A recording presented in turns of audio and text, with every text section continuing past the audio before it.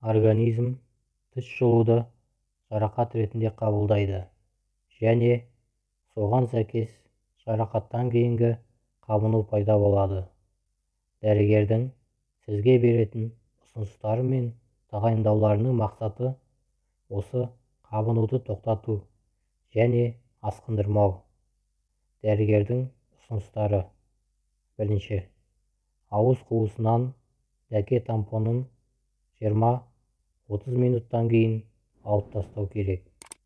Екінші, 2-3 сағат тамақ және сусын ішпеу керек.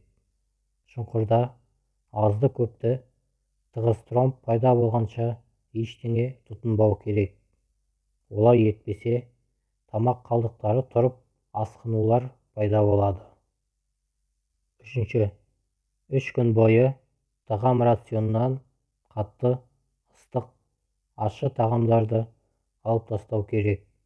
Тіс жұлғаннан кейін ауыз қуысын тітіркендірмейтін, жарақаттамайтын тағамдарды қолдану керек. Төртінші, 3 күн бойы моншадан, ыстық ваннадан, солярийден бас тарту керек. Денеге физикалық күш түсірмеу керек және денені көп қыздырмау керек болады. Өйткені бұл процедуралар артериал қысымды көтереді. Шұңқырдағы ұйыған қан түсіп қалуы, ісіну, қан кетулер болуы мүмкін. Бесінші, жұлынған тістің орнын тазартуға, кілмен шұқуға тырыспаңыз.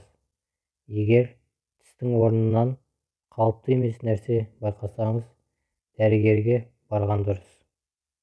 Алтыншы, тістің орнына майларды, компресстерді, лосьондарды, бөгде шаю құралдарын қолдануға болмайды.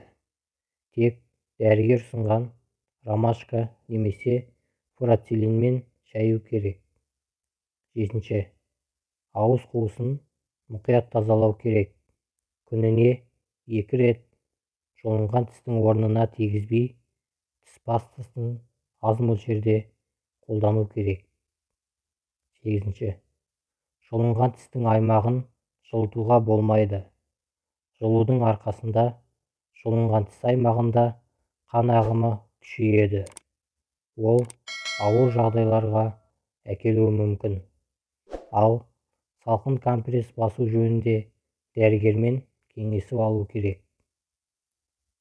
Тоғызыншы, жүрек қан тамырлары ауруымен зардап шегетіндер қан қысымын бақылап, тиісті дәрілерін ішіп отыру керек. Оныншы, дәрігер ұсынған қабынуға қарсы дәріні міндетті түрде ішу керек. Тіс орнының тезірек жазылуына көмек болады. 11-ші, егер сізді бір нәрсе мазаласа, өз бетінше шешім қабылдамай, дәрігерден кеңес алу керек.